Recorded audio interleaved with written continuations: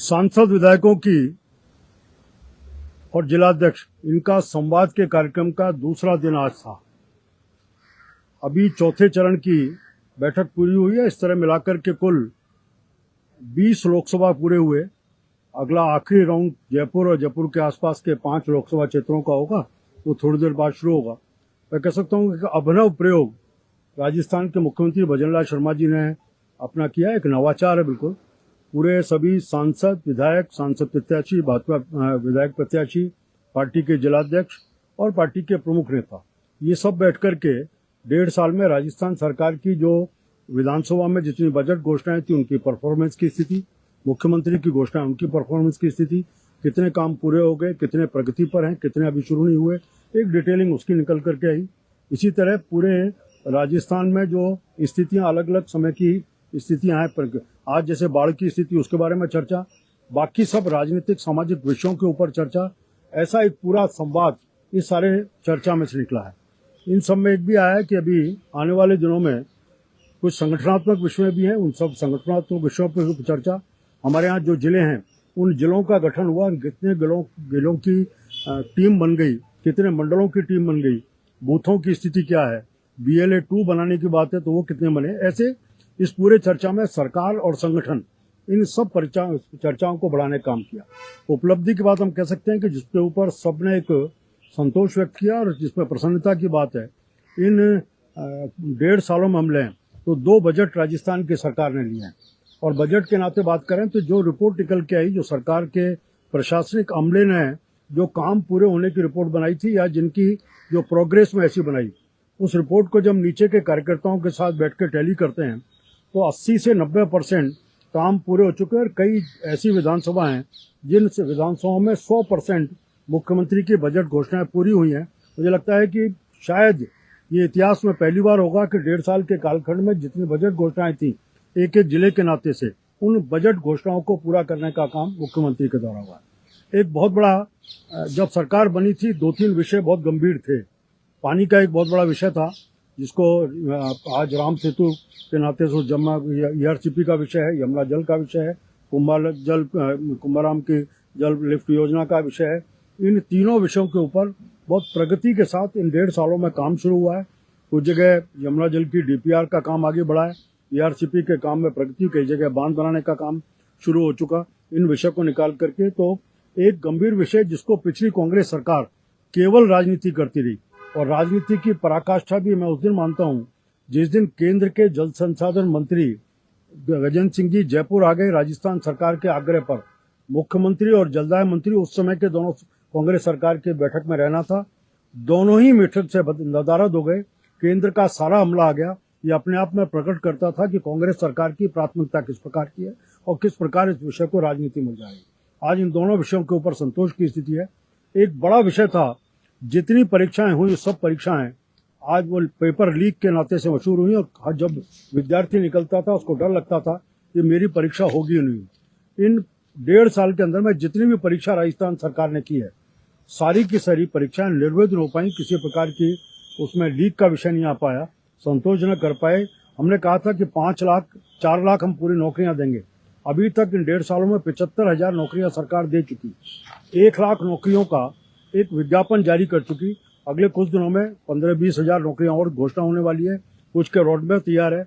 ये पहली ऐसी, मैं जितनी मेरी जानकारी है, आजादी के बाद पहली सरकार है जिसने अपने नौकरियों का कैलेंडर जारी किया है। किस तारीख को परीक्षा होगी, किस तारीख को रिजल्ट निकलेगा और कम अपने अपॉइंटमेंट लेटर दे देंगे। इस नाते उसके ऊपर भी संतोष आज किया कि हम जिस दिशा में बढ़ रहे हैं, लगातार सकारात्मक दृष्टि से ये विषय पहुंचने का काम चल रहा है लगातार। 2-3 कार्यक्रम पार्टी ने तय किए हैं।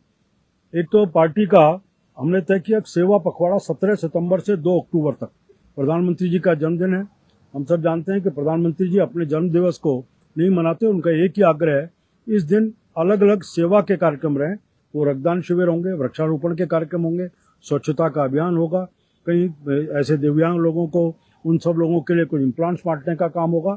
अलग अलग तरीके से पार्टी ने भी उसका पूरा एक प्रोटोकॉल चौकडाउन किया है। 17 तारीख से 2 तारीख तक नीचे तक कार्यक्रम करेंगे।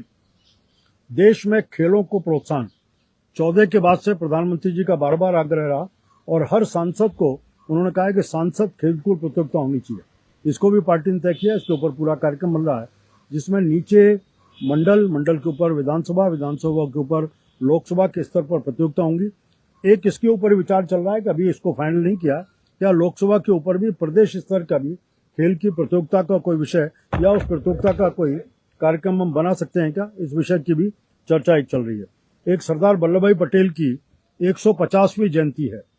150वीं जयंती के ऊपर देश भर में सभी जगह प्रत्येक लोकसभा क्षेत्र में 150 किलोमीटर पदयात्रा का कार्यक्रम, उसमें केंद्र सरकार के सब कार्यक्रमों के बारे में जानकारी, राज्य सरकार के कार्यक्रम, जो इसमें जितने भी स्टेट स्कीम्स हैं वो स्टेट की भी सारी, उनका इम्प्लीमेंटेशन का पार्ट और लोगों से संवाद, इस सब विषय को लेकर के जब मैं कहता हूं कि 150 किलोमीटर की पदयात्रा, तो केवल सांसद या सांसद प्रत्याशी नहीं, पूरी पार्टी इसमें इन्वॉल्व होगी।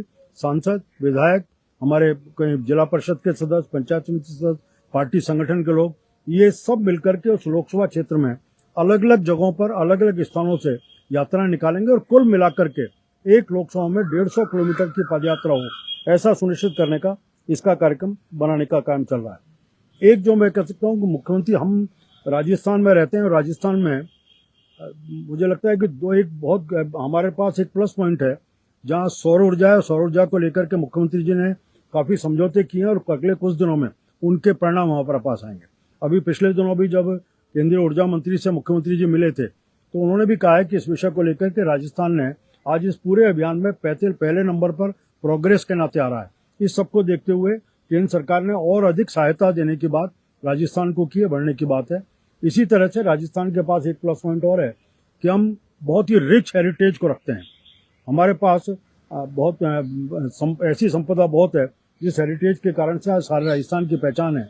मुख्यमंत्री जी ने इस विषय को भी, विकास भी और विरासत भी, जहाँ हेरिटेज, इसके माध्यम से हम उस हेरिटेज को प्रिजर्व करने का काम कर रहे हैं, उस सबको टूरिज्म के नाते कैसे डेवलप कर सकते हैं, ये विषय है।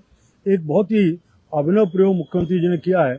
शेखावाटी में हम सब जानते हैं कि शेखावाटी की बिल्डिंग्स का आज आकर्षण है और टूरिस्ट के नाते बहुत बड़ा सेंटर है।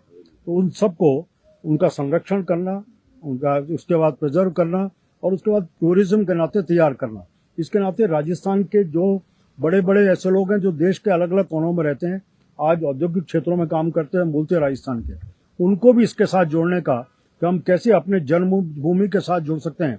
एक तरफ जब पानी के नाते उनको जोड़ने की बात आई है, वहीं इस क्षेत्र में भी उनको अपनी जमीन के साथ जुड़ करके मैं क्या अपने घर गांव में अपनी प्रॉपर्टी को, उस भवन को, हेरिटेज को मैं संरक्षित कर सकता हूं, लोगों के लिए खोल सकता हूं, टूरिज्म के नाते तैयार कर सकता हूं। इस दिशा में भी मुख्यमंत्री ने काम शुरू किया है।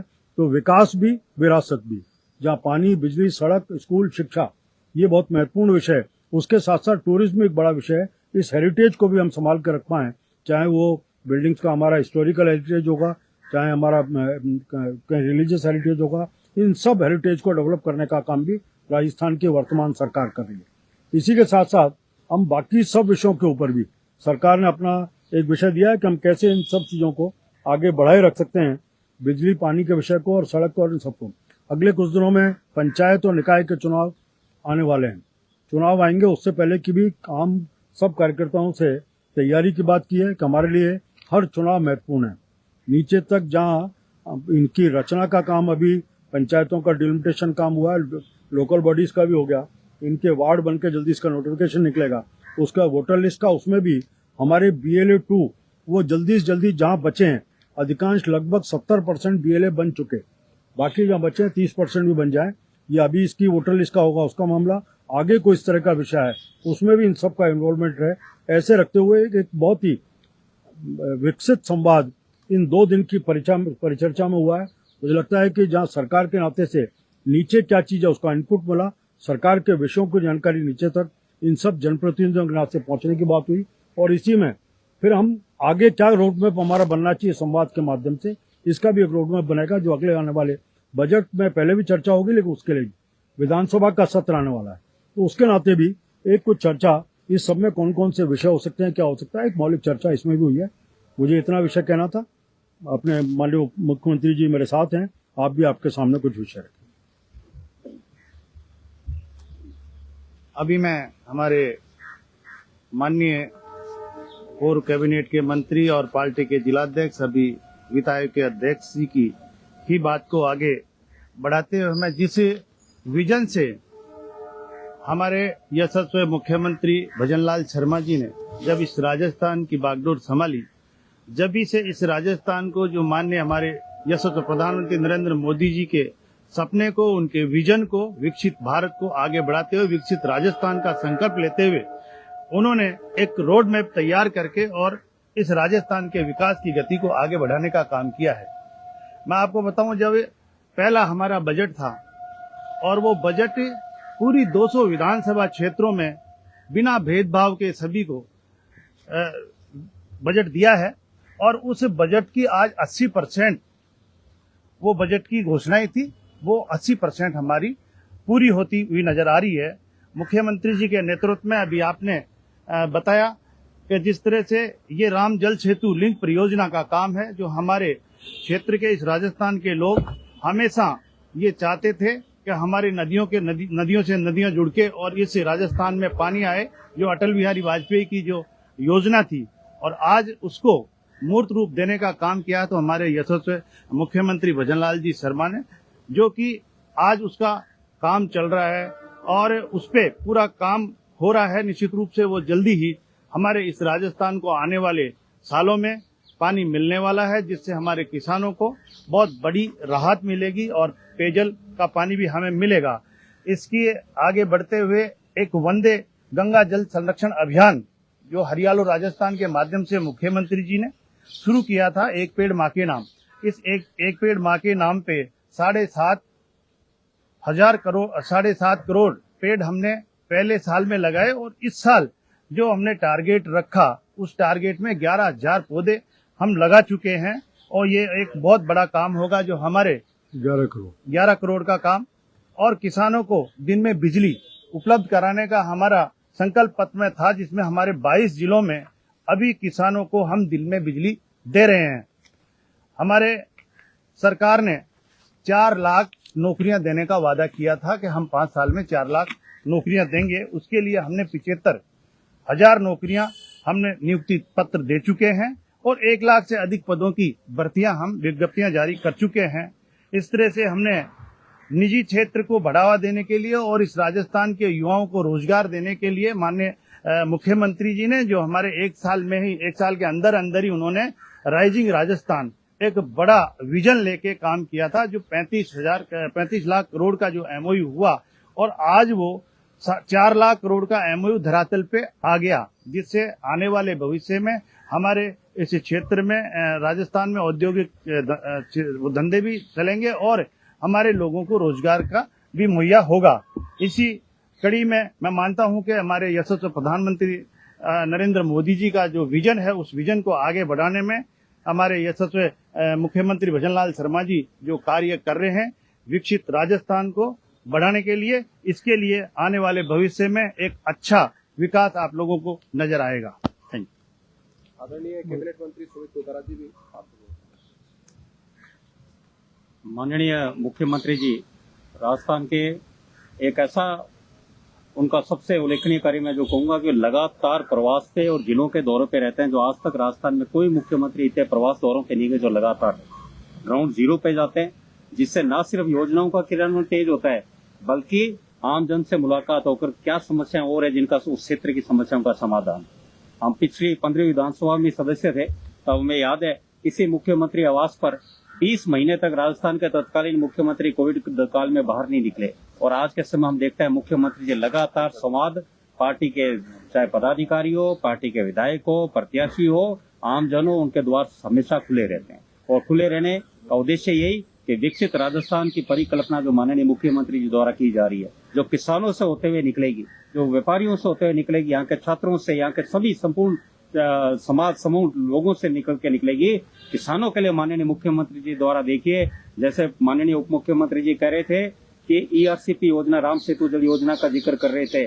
मैं उस क्षेत्र से आता हूँ, पश्चिमी राजस्थान, जहाँ नहरों का तंत्र है। माननीय मुख्यमंत्री जी द्वारा 4,000 करोड़ रुपए नहरों के निर्माण के लिए वहाँ पे राशि घोषणा की गई और न सिर्फ घोषणा की गई बल्कि 2 दिन तक माननीय मुख्यमंत्री जी उस मई जून की गर्मी में 2 दिन वहाँ पर लगातार प्रवास करके उस क्षेत्र का दौरा करके आम किसानों से मिले कि इसमें और क्या अच्छा हम कर सकते हैं।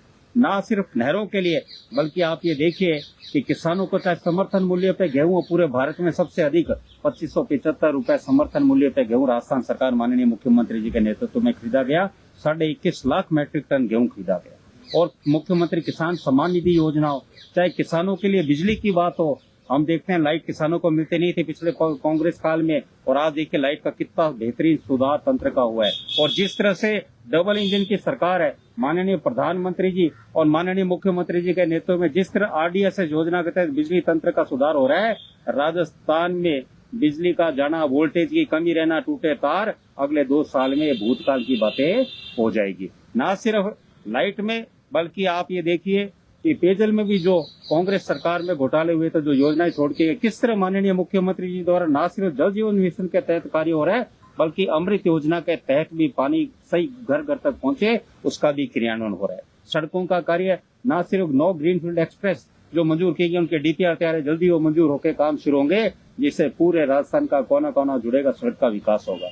पिछले कार्यकाल में विधानसभा में हम थे, तब मुश्किल से लास्ट में जाते जाते मुख्यमंत्री जी तत्कालीन द्वारा घोषणा सड़क की गई थी, और इस सरकार में देखिए पहले साल ही 5 करोड़ की सड़क की घोषणा की गई, दूसरे साल 10 करोड़ की राजस्थान में, और जो हम पश्चिमी राजस्थान से आते हैं वहाँ पहली बार ऐसा हुआ कि डेजर्ट रेगिस्तान जोन में 15 करोड़ की सड़कें दी, तो माननीय मुख्यमंत्री जी द्वारा दी थी।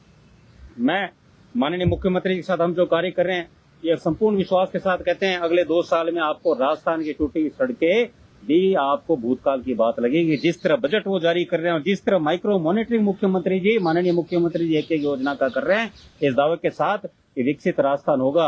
और जिस तरह बजट की 80% घोषणाओं के लिए भूमि आवंटन और कार्य शुरू हो चुका है, ये जब क्रियान्वयन होगा जल्दी 1 साल में 6 महीनों में जो योजना के हिसाब से, तो देखिए राजस्थान की कितनी तकदीर, तस्वीर और तस्वीर बदलेगी। धन्यवाद।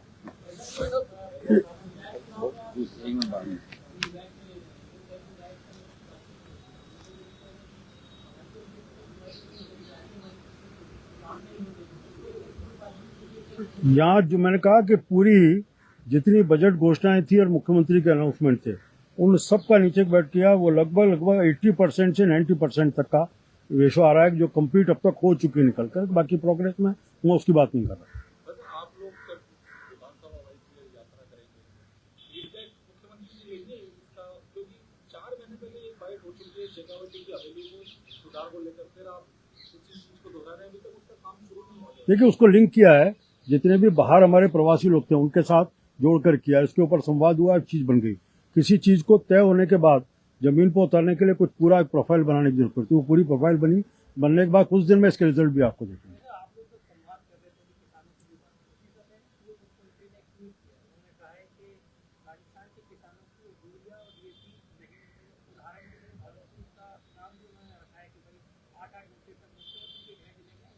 देखिए ये माफिया जो कांग्रेस द्वारा संचालित है, कहीं ना कहीं ये कोशिश करते हैं, बल्कि पूरे राजस्थान में आपको कहीं नहीं दिखेगी। कुछ जगह जो इनके द्वारा संचालित कुछ समितियां कहीं ना कहीं ये जानबूझ के ये करते हैं, बाकी कहीं नहीं है। आप देखिए कहीं भी जितना डिस्ट्रीब्यूशन डिमांड है सारा का सारा मिल रहा है। और ये तो इनके सदैव से चली रही है, वही कालाबाजारी करना कांग्रेस की संस्कृति रही है, तो उदाहरण है उनका। और मुख्यमंत्री जी इस चीज के लिए, पूर्व मुख्यमंत्री इसीलिए ट्वीट ही करते हैं, फील्ड में जा रहे हैं। वो मैं कह रहा हूँ 20 महीने जो मुख्यमंत्री जी कोविड काल में अपने मुख्यमंत्री आवास से नहीं निकले, विधानसभा में चिल्ला के रह गए, नहीं निकले, उनसे आप क्या उम्मीद करोगे कार्य की सिवाय ट्वीट की। इसमें भी पूरा जितना DAP और सारी खाद का जितना हमारे यहाँ डिमांड है, उतनी दे रहे। केंद्र सरकार को मैं उनको भी धन्यवाद दूंगा। केंद्र सरकार को, केंद्र सरकार ने जितनी हमारी डिमांड थी उतना ही डिमांड की सप्लाई पूरी की है।